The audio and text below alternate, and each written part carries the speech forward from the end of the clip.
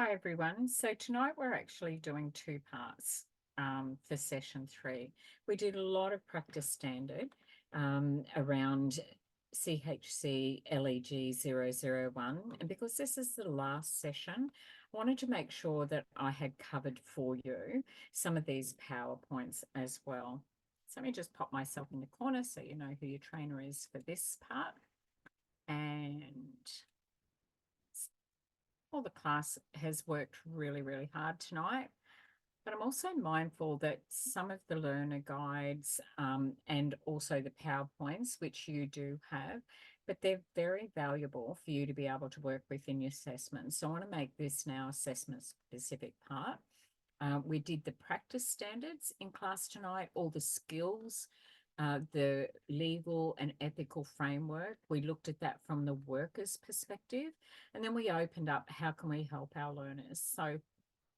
So at the end of the session, we will have spoken about, which we did. We spoke about the dignity of risk, where the clients make their own decision, person-centric.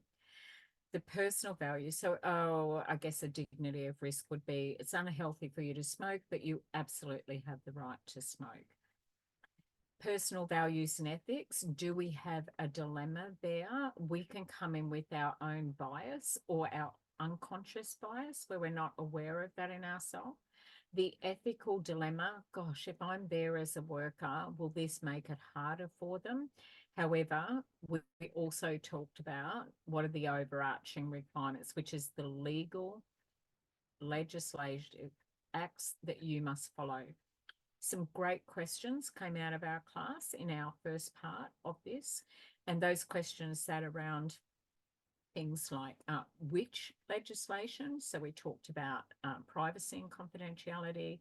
We talked about the Child Safety Act. We talked about the Discrimination Act. We talked about the Human Rights Commission, and we talked about the Geneva Convention of the Rights of a Young Person, which were also sitting there. We talked about our professional boundaries. We conducted ourselves in class within those boundaries. We work with our policies and procedures, and that's what we call our guidelines. Do we have a conflict of interest? What does that look like? Well, it can look like if you are going to directly or indirectly benefit if you go down a particular path. So that means you would have a conflict of interest.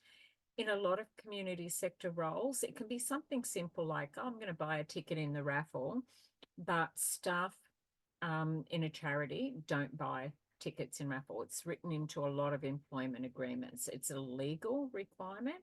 It's also an ethical one, which is what the workplace culture is.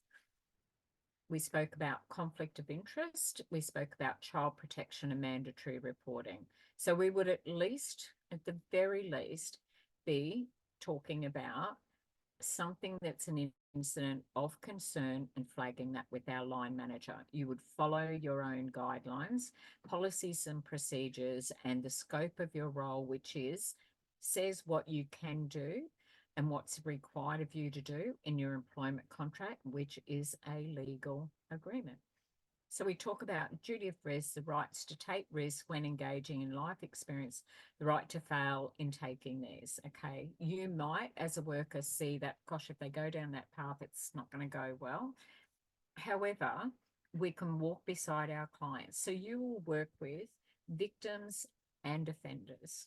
You will work with people who are the ones who are causing harm, but you may have heard the expression of hurt people hurt people. Prisons are full of victim survivors from victim to offender. So it says about watching the video recording. We don't record videos when we're in class. We talk about weighing up our duty of care with that client as opposed to their right to choose, that dignity of risk. So here's the example. About choose to smoke. When might a client not have a right to choose? When they don't have capacity or if there's harm to self or others. And what's our legal and ethical obligation is to follow the guidelines and make sure that we're working within those at work. Our ethical is often something where you go, look, I see this all the time. it may or may not be difficult, but we have to assess the risk. And so it moves us into this. MI in this case means motivational interviewing. We spoke about that, the who, what, how, when, where, and why. I also got some great feedback from class that spoke about, I'm not sure if I've got the language. If you're learning, this will come to you. I don't use this language all the time with clients because clients aren't going to hear it. It's not going to land softly. This is for us as learners, but when you're a worker, you be you. Inside those guidelines, don't try on and be something that you're not sure about, but learn the framework and then deliver it inside the guidelines your way, your style. The great thing about the sector is there's so many different people with different lived experiences that come into this space. There's not a better worker, it's a better worker for that client. And clients will often change their workers, like we're changing trainers for you, but our clients might go, I don't want to work with Vicky. You know, she's going to make me do stuff. I don't want her to do that. I want to go and work with Matt because Matt's kind of kind and he's not going to, yeah, but it's not Matt's job to hold them in a particular area around the scope of the role. It's Matt's job to go out and play basketball with them. And so, of course, they're going to want to play basketball. Then they're not going to want to do their literacy and numeracy with me. Even though they said my goal is to be a tradie, we have to get them through that threshold of math. So that's what we do when we're in that space. We talk about psychoeducation, and our clients sit in two areas. We have a demographic where it might be we will work with people with mental health issues, or we will have a psychographic, people who present with. So when I've worked in day programs in a mental health centre, there's been clinical and non-clinical staff. They also do mental health, drug and alcohol, simply because in that space, a lot of those things go together, coexisting needs or comorbidity. At your mental health unit, they will call that. But not everyone can keep a bed in a mental health unit. And so they try and have patients leave. And what they do is they move into the community mental health support sector where you will be working, or your clients. You might pick up another role, but because you're doing mental health, you will be a subject matter expert against someone who has done community services who hasn't done all of these units around mental health. Your whole focus in your qualification is mental health support. So you'll look at solutions for special needs. So this might fit this client, this might not fit. This worker might be a good fit for this client, this worker may not. Offer a range of choices. Build resilience and agility in your clients where they don't become codependent on you. But if you're establishing rapport, then it's you that they trust and they will stay with you in that space. But we're also not serving our clients if they think we are the only ones who can do that, because it means, oh, come here, I'll fix it for you, because you can't do that for yourself.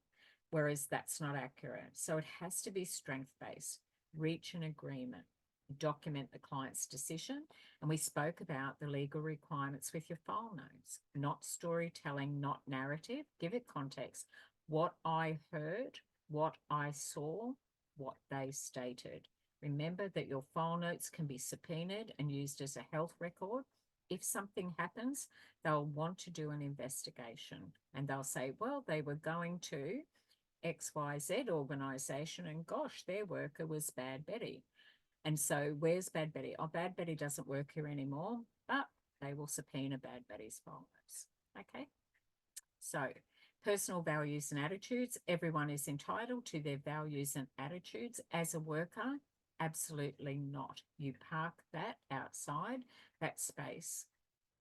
They should not interfere with how others are treated in the workplace, and non-judgmental practice is key to treating everyone with dignity and respect. That is an action, not a thought. Personal values, each client is different and has their own unique set of circumstances. So sometimes people will say things and you'll go, okay, I don't necessarily agree with that, but what is my role here? I'm here as a support worker to try and understand where they're coming from. Respect the client as the expert of their own life. Cultural practices can be different from our own. So if we have cross-cultural safety, then we're going to hear what that person says and value that. If someone asks you a question and they go, well, I hear that in Australia you can do it like this, you can say, I'm not exactly sure. And it was a really good question that one of the learners said in part A of our class. And that is, but I can find out for you. Would you like me to do that? And if they go, oh, I can find out for myself, well, here's a brochure and here's that website there. And if you would like another language, they actually have interpreters, but Centrelink offer those free services as well. And if you want to go to Centrelink, you don't have to be on Centrelink to have an appointment with a social worker. Ethical dilemmas. We sometimes see things as black and white. Absolutely, that's your mandatory reporting.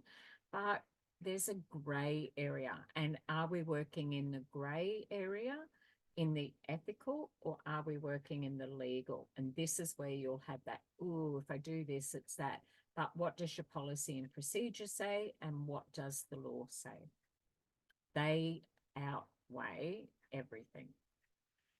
Reflection, so recognize the problem, evaluate options, find information, liaise and consult with colleagues and supervisor, come to a decision on the best course of action, and take time to reflect before taking that action. Considered decision making, that's what reflection is. So after tonight, I'm going to write down, this is what was great about the class. This is the areas that I'm getting feedback. I'll do self-reflection around that as well. Did I step in and do what it is that I'm meant to do? And you as a worker will do exactly that same reflection. The great thing about reflection and keeping a reflection journal is that it takes it out of your head and document it so that it doesn't run around and you're giving it, you know, rent-free space in your head.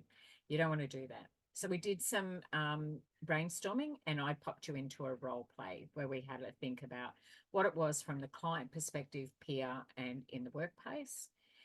We spoke about boundaries, privacy, information, confidentiality. We spoke about, you know, when we're in a session, what can you achieve in that? We spoke about comorbidity. Risks for us, I don't transport clients, but AOD, unpredictable, and the client does have capacity to make informed decisions. So a client who is impacted and affected by alcohol or other drugs cannot give you consent because they don't have capacity to do it, which is why we don't have learners go and do placement who are studying certificate 4 or diploma in AOD, because you cannot get consent from clients to have students come into the space where they're working. They are vulnerable and may not have capacity. So we do that, dignity, respect, confidentiality, and we make sure that they have capacity to make decisions. AOD care is usually clinical, so we may be a non-clinical support worker, but there will always be a clinician in that picture if it is a mental illness. If it's a mental health issue, everyone has mental health. So then that means that you're doing non-clinical work to support a clinician at some stage in developing a plan of support. So that might mean that they get referred out to other allied health professionals, that there's a GP who's a clinician, there might be an OT, again, allied health, all mandatory reporting, all within an evidence-based framework. If you accept gifts, that's a conflict of interest. Relationship with friends, your clients are not your friends, that's a breach of ethics. Do not disclose personal information. Oh, I live in that suburb too. You just breached the Privacy Act. Do not disclose personal information, even when you're in class. When we discuss it, if you use somebody's name in class, you have breached the privacy and confidentiality because you did not get consent to discuss that person.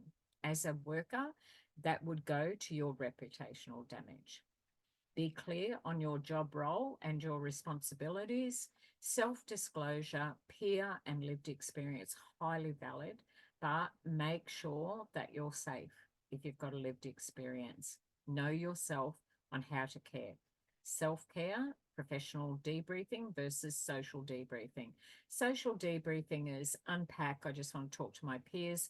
Professional debriefing is when we have a professional supervisor. When I talk to my line manager, that stuff's just sitting with me. I feel uneasy.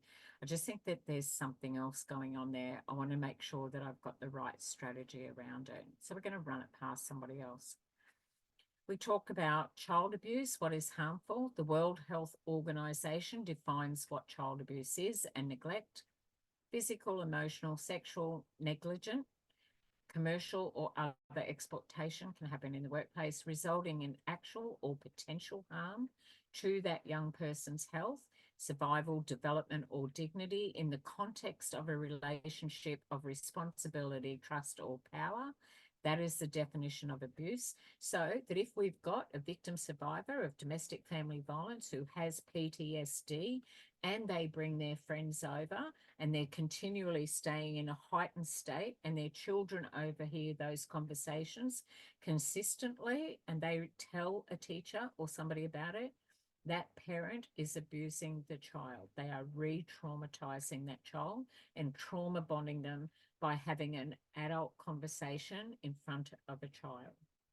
It's referred to as neglect. So it's something to be really mindful. If you want to understand the law, just go back in there and have a look. You don't have to know it word perfect, but you do have to, if you've got a question, just better check on that and see where that is. In some of your assessments, it's going to ask you what are the potential abuse that could impact a young person's mental health and what is harmful about that. Trauma bonding, re-traumatizing, vicarious trauma, even living in the house where that abuse took place. Almost every wall, every door, every loud noise reminds them of being in the scene of a crime, which is domestic family violence. Abuse is a crime. Signs of abuse, changes in behaviour or presentation. That is what we see. Reluctance to go home. What's going on? You as a worker, it's like, okay, gathering information. Being seemingly accident prone, like, oops, bruises, excessive rocking, sucking and biting, showing wariness and distrust of adults or too trusting. Difficulty sleeping is usually one of our red flags. Often being tired and falling asleep because their mental health is deteriorating. Signs of abuse, inconsistent explanation for injuries, low self-esteem, bedwetting or soiling, aggressive or demanding behaviour, especially when we're working with young people. If it is where they're acting out, the first question that a support worker will ask a mental health worker or a youth worker or a community sector worker will get to what happened to you. Difficulty relating to adults and peers, difficulty concentrating, being withdrawn or overly obedient. So that's complicit, okay, very compliant and submissive. Creating stories. I'd rather something else was true, so I'll exaggerate, grandiose. Poems or artwork about abuse. Look for colours, look for patterns, repetition and wording. When and how to report. You have a duty of care. All professionals have a duty of care to the children in their care, and this is a particular scenario around it. However, the legislation requires mandatory reporting, and to do that, the very first step is how does your organisation report in a mandatory situation? You would go to your line manager, absolutely. And you would follow that guideline. Some of you might have a program. I use one called Risk Man, which is Risk Manager, and it automatically flags up if it's low, medium or high based on the words that we put in, which is got to be factual, not narrative. What you saw, what you heard, what they stated. So when you go into your first access, your pretend staff portal, it has the code of conduct. It has a policy on duty of care. It even has what is the policy and the procedure to follow that policy. Reporting is essential to stop the abuse and protect the child from further harm. They are vulnerable. The purpose of imposing a legal or other obligation to report is to enable. So someone will have responsibility. An investigation and an assessment of the situation is protocol. The protection of the child where necessary, the planning for long-term help and protection of the child and their family. And you will do that work as a support worker. Responding to when someone discloses, believe them. Absolutely. First up, I believe you. Validate and listen to that child. Explain, consult again if you need to. Take it out wider if they aren't the person placing the young person at risk. And then follow the organisation's policies, including the reporting procedures. So you as a worker might fill in an incident report and you flag that to your line manager. It will be written into the policies and procedures that are sitting in First Access. That's your practice run. But if you're working in the sector, have a look at your own and see what it says there. How we make a report, the details, indicators of harm, reason for reporting, safety assessment, high, low, medium or high, description, child's whereabouts, where are they located right now? That's a safety assessment. What other services are involved with this family? Family information and cultural characteristics. So if we're working with First Nation person, then there's cultural safety. If we're working with English as a second language, again, a respectful space must land softly. So it's not a space of who is an offender and who is a victim. The person that we're working with, we are supporting. Child Protection State Departments, this is in one of your assessments.